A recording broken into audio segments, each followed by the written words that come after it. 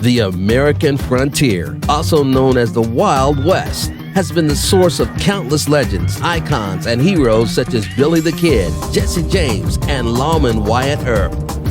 The myth of the Wild West has inspired many historians, educators, writers, and filmmakers to publish stories about the dangers of life in the Western frontier. From famous singing cowboys to nail-biting cowboy and Indian battles, no other stories of American history are more celebrated in books and film than those of the Wild West. But is this the whole story? Film producer Poitier and Cowboys of Color Invitational Rodeo founder Cleo Hearn believes it's not. Join them as they explore the untold true stories and history of black cowboys.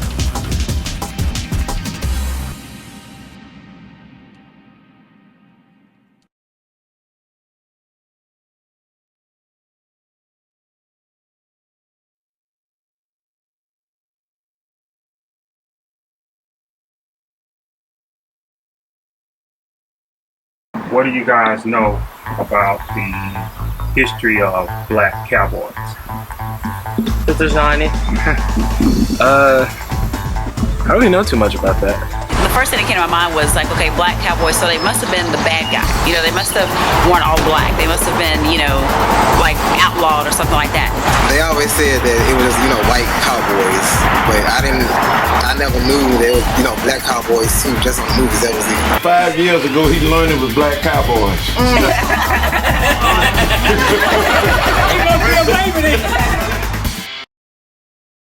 Most people don't know of any culture, don't know that the African Americans, that a third of the cowboys in the Old West were African American. The term cowboy is actually connected to black people. Cowboy was a derogatory statement that they used early on instead of calling us niggers. I consider myself a foundation cowboy. I know a lot of times we say black cowboy, but that's being redundant. Cowboys originally, because of the derogatory word boy, was derived off our back. You had the cabin boy that cleaned out the cabin. You had the horse boy. You had the water boy that made sure everything was watered, and you know where this is going. Actually, white people in the 1800s called themselves hands, or they worked on the ranch. They were ranchers or ranch hands. Back then, you know, when they were cowboys, you know, it was either the boss or the cowboy, and the cowboy was usually black, or Indian or Mexican. It has nothing to do with racism on my part. It's just I think people need to understand what words and things come from and why. Many African Americans have contributed to American history and the development of the West. From the black soldiers later to be known as Buffalo Soldiers, to the pioneers who left the South in search of a better life on the open plain. Who were these men and women, and why has history hidden their stories? So by the time slavery began in America, we know that groups of Africans were brought over here. Many times they were targeted for their skills. Some were iron makers, some were cotton growers, some were herdsmen. Well, first of all, the journey was not about Africans. First, the Europeans came to Africa. It was about trying to get everything from spices to herbs to foods, etc., trade. But as the Portuguese and others along the coast of what is called West Africa, Gold Coast, and they began to realize the importance of African human beings having bodies and what they could provide for the reduction of crops in America, it changed. Then as they brought them to the west, east coast of America from the west coast of Africa, their long islands of South Carolina and Georgia, came down to Georgia, then New Orleans, basically 2 points of entry to the east coast of America, along the east coast border, and then through the New Orleans, the Gulf Coast, bringing there we have the selling of African men and women in the auction blocks onto the plantations into the South where they would work. So it's a very horrific story, but yet it's a reality, it's a painful one, and one that we should engage ourselves in knowing. This is the story of our journey. This is our entry, many of us. So those of us here today in America, many of us are the descendants of those men and women, and to the extent that we are here today, we represent the strength of that African experience, of really descendants of those who survived. The American Negro was an anomaly, more of an import than an immigrant. And unlike his European counterpart who arrived on American soil by choice, he would have to adapt mentally, spiritually, and psychologically very quickly to overcome the image of himself in chains, an image fresh in the nation's memory, as well as his own, as he moved into his new role out west. So the if you will, cowboy, in this case African-American men and women, began to move westward. And so they had to prove their expertise. And so we saw a lot of those individuals, Deadwood Dick, Nat Love, and others who began to actually excel in that field of herding and cowboy and riding. And as a result of that, it's very easy to conclude that many of them took these skills with them that they had brought from Africa. So as we began to look at cowboys, we began to see a new understanding of the African herdsman, if you will, who now is called a cowboy.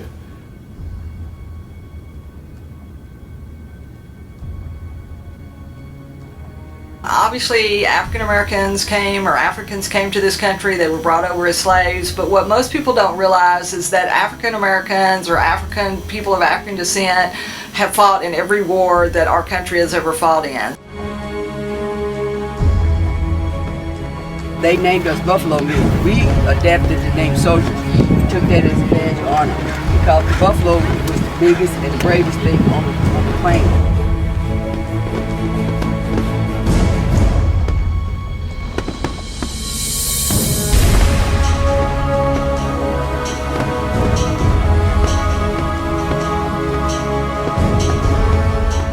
Then when those guys retired from the military or they had served their 5 years, they went on to become cowboys.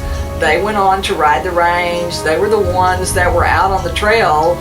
It wasn't the ranch owner. The ranch owner wasn't, running cattle up the, up the trails from Texas to Kansas City and up into Chicago for the meat. It was African Americans and Hispanics and Native Americans.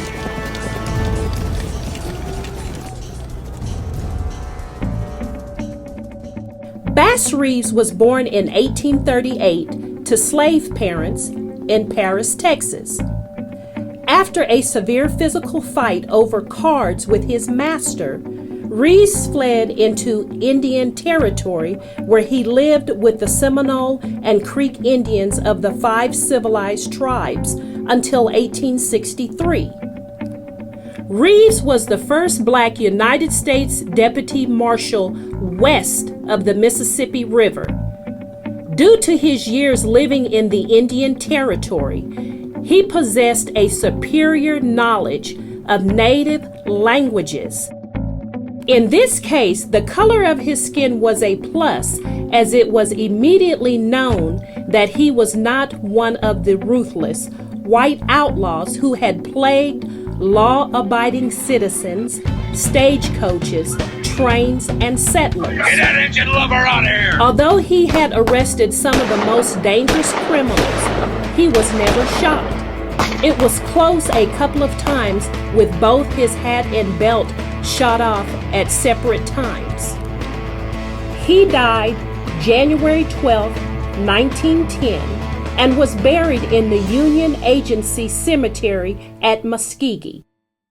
I wrote this book, Western Legends, because a few years ago we started losing a lot of the people who were born in the late 1800s, the early 1900s.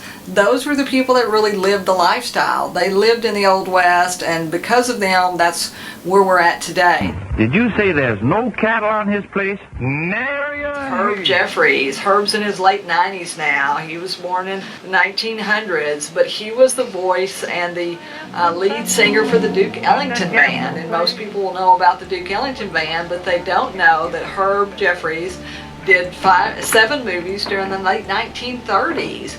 He was the first black cowboy hero. People today maybe think it's Mario Van Peebles, or they think it's Danny Glover, or they think it's Will Smith. Well, guess what?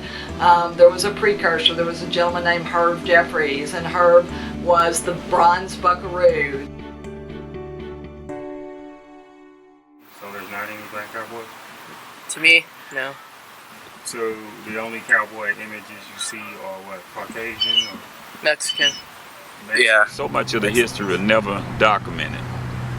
And people, when we go to Chicago, a sign that really stuck out to me when I first got into Chicago, straight across the whole highway, it say the black cowboy, the forgotten man of the West. Some of the early westerns that may have been produced in the 30s, 40s, and 50s, surely we're going to see the blatant omission of African Americans in the American West. With racism being as flagrant as it was then, African American cowboys, when the cowboy itself became a knight in shining armor, that wasn't going to be a position that a black man was going to be allowed to be exalted to. So a lot of the characters in those movies that should have been black or women or Indian were actually played by white cowboys. One example of this is a movie that stars John Wayne. It's called The Searchers.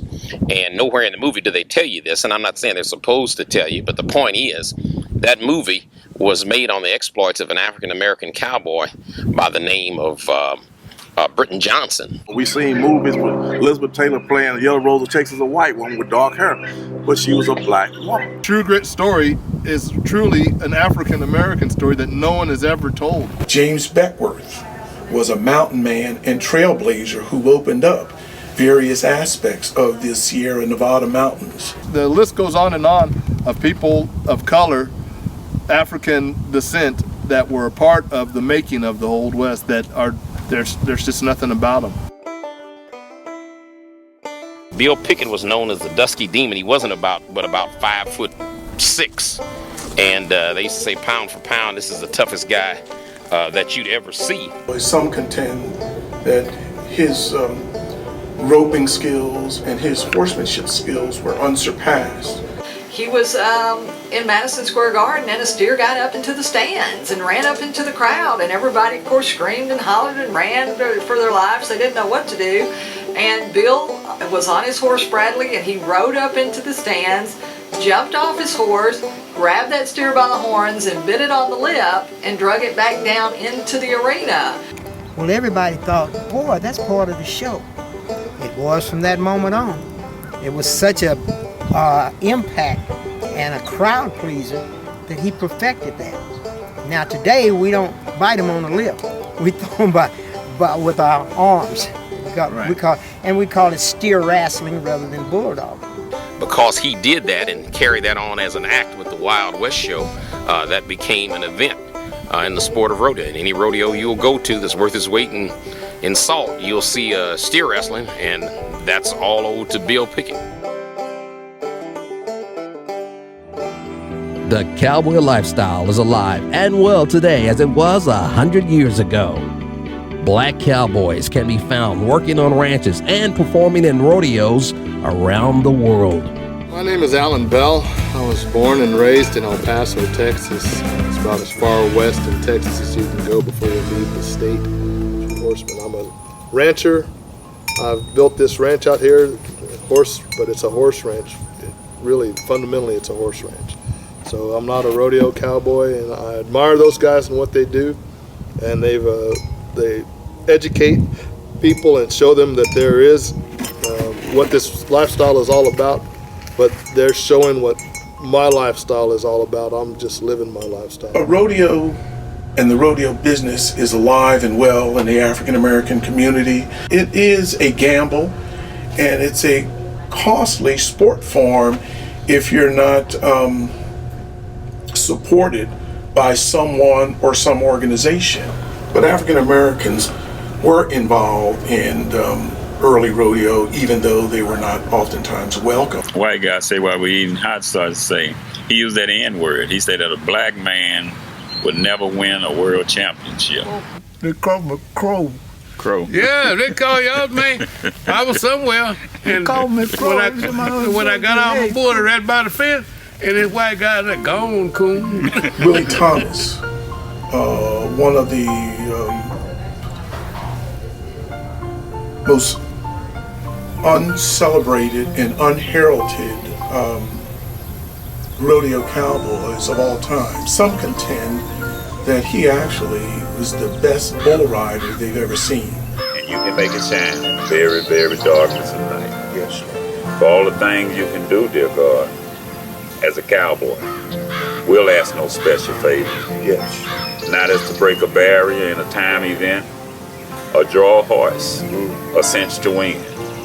And whatever you do, dear God, don't make us above normal. Yes. While we might ride a bull that's never been rode, but give us the strength. Mr. Thomas probably should have got all the history for being the first black to make it to the National Finals Rodeo, but he declined because he was to go to that rodeo in '59 in Dallas, Texas, because he had been cheated so much. And And I was the only black there.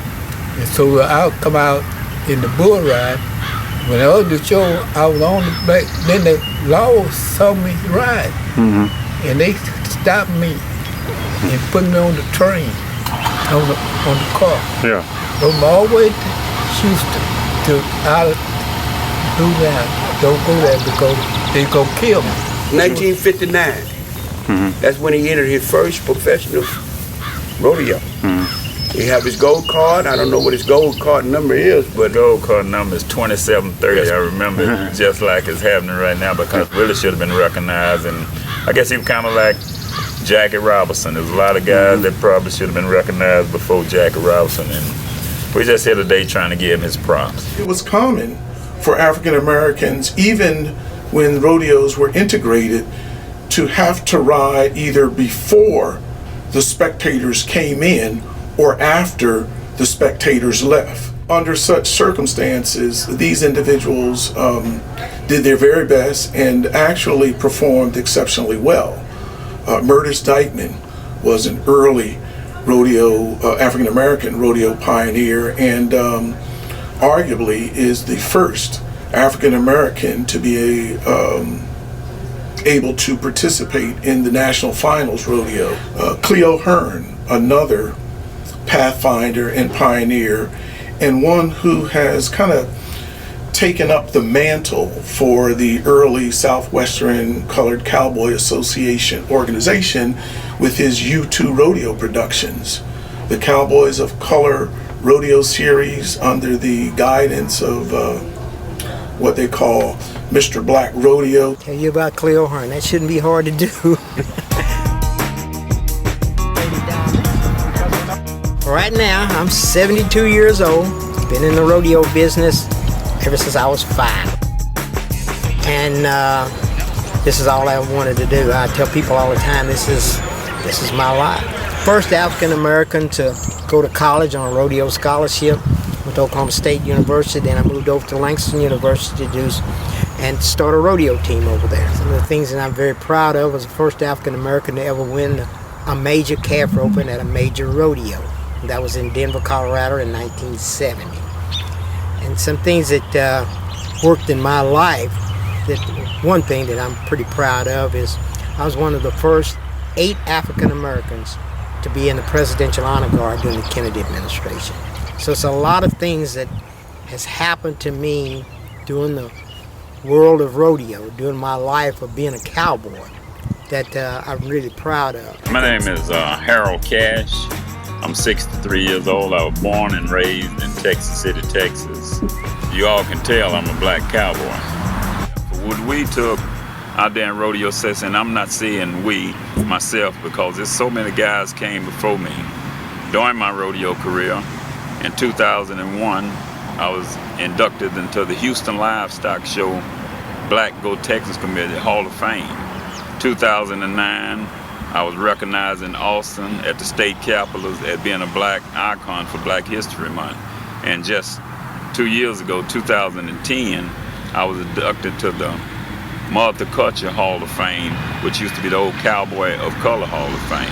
I graduated from Prairie View A&M College in 1972, and without the sport of rodeoing, I probably wouldn't have obtained a Bachelor's of Science degree from Prairie View. Rodeoing and God, have been good to me. My name is Kenneth LeBlanc, and I'm from Okmulgee, Oklahoma. Home of one of the oldest and largest black rodeos in the United States. Our rodeo started in 1956, and it was started by my dad, my grandfather, my uncle, and about 17 businessmen. And they went to a rodeo, and they had a section roped off, and it said for colors only. And they had to sit in that section, and my dad was a calf roper, and they always made the black cowboys go after the rodeo. So that's when they decided that they were going to have their own rodeo. These rodeos have even attracted some of the star rodeo contestants who are celebrities in the Professional Rodeo Cowboys Association.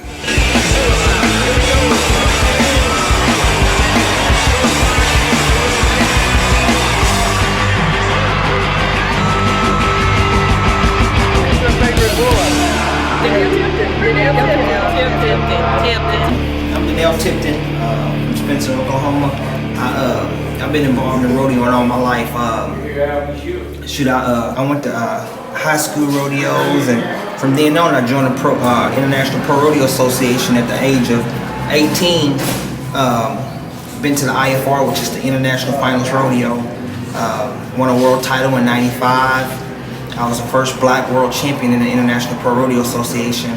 The first black world champion was in the PRC, which is Charles Sampson. So in the world, I'm second, the second black world champion. Left the IFR, International Pro Rodeo Association, joined the PRC, which is the highest level that anybody can ever go.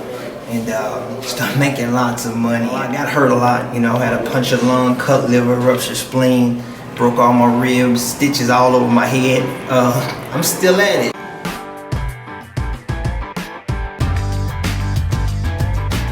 As a focus for a new generation, a black youth, the cowboy lifestyle is a rich one, action-packed and energized by young people whose options may otherwise be limited. Here among his peers, a youth can take his place in history. Are you a cowboy? Yeah, sort of. That's what I'm gonna be when I grow up. Many black people, well, African Americans, really don't get a chance to go to the national finals in Las Vegas. I want to be in the book of history of going to the national finals as a black African American cowboy. I've basically been riding since I could walk. Riding it just comes natural to me. I barrel race, I rope sometimes. I got off in the sport of rodeoing for the simple fact that it's keeping me out of the streets. A lot of guys are older than me who got in some trouble. I feel like the sport of rodeo can keep your mind free and, keep you out of trouble. From their entry into the United States to the heroic battles in the South and life on the Western frontier, black pioneers have survived not only the harshness of enslavement and cruel life in the West, but also have withstood the test of time to earn their place in American history.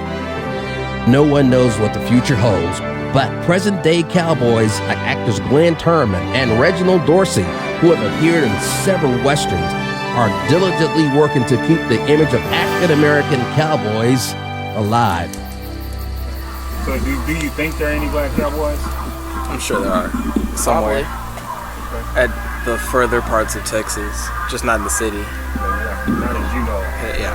Have they ever talked about it in school? I'm sure I've seen images in the books, but no names. But it's important for us to have history because our history is a part of everybody's history used in America. You really don't have much history without us. And so in there, our story should be one of empowerment.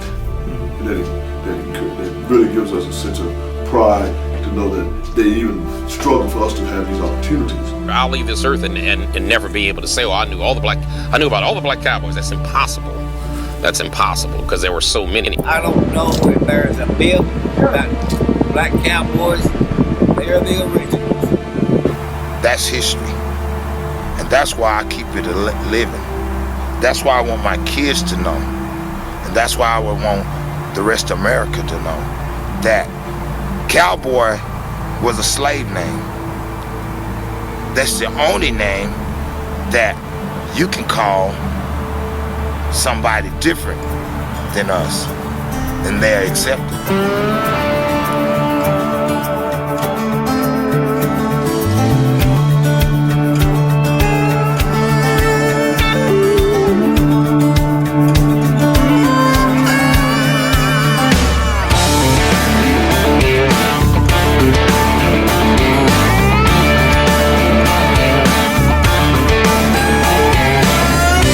Spinning wheels and we're rolling through the night.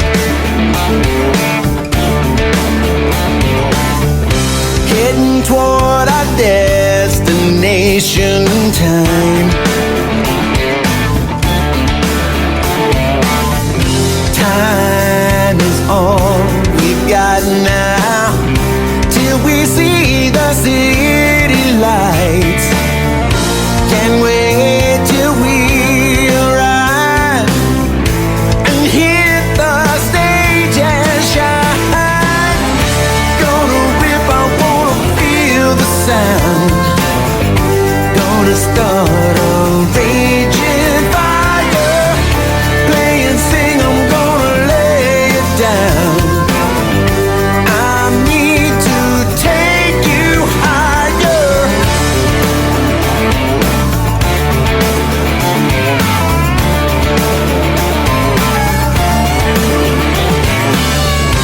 I suppose it's the nature of the beast